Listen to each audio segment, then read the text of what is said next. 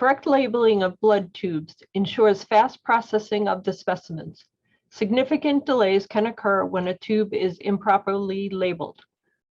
When labeling tubes, there are two simple rules.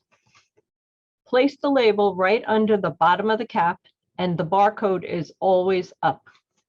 With the 10 ml tube, there is a little more leeway. If the label is placed near the cap with the barcode up, the label will correctly scan. For smaller tubes, the label must be placed no lower than the bottom of the cap, and the barcode must be placed up towards the cap. With label placement, tube size matters, and labels must be more carefully placed on the smaller tubes, particularly tubes heading towards automated lines. For any size tube, if these two simple rules are always followed, that the label is placed right under the cap and the barcode is up, the labels will scan correctly in the lab and on the line. Here are our perfectly placed labels. There are two common mislabeling practices that particularly affect small tubes that go on the chemistry lab's automated line. Shown on the right side, if the label is placed with the barcode down on the smaller tubes, when these tubes are placed in the carrier pucks that move the tubes around the line, the prongs of the puck can obscure the barcode and prevent the sensor from reading the entire barcode. This can also happen with the large tubes if the label is placed too far down on the tube. The second common labeling error is wrapping the label either around the tube or around the bottom of the tube. On the left side, you can see that a linear sensor cannot read the entire barcode if the label is not placed vertically.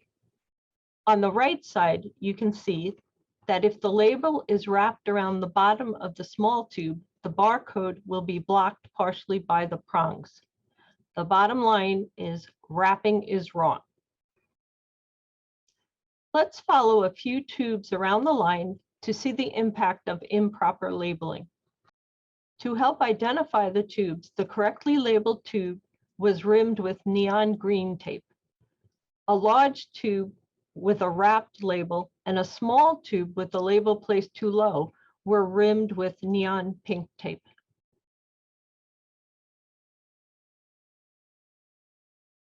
Let's watch a video of these tubes on the chemistry automated line to see their fate.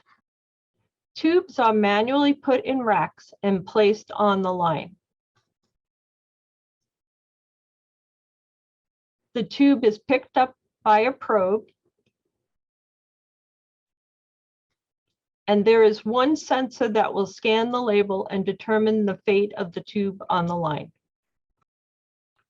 The correctly labeled tube identified by yellow was successfully scanned and is directed towards the instruments. The incorrectly labeled tube identified by pink are rejected and make U-turns back towards the front line. The rejected tubes are sent back to the exception and error lane at the front of the line. Every tube needs to be scanned by the line tech to determine the error. When the sensor cannot read the label, the error message is unknown.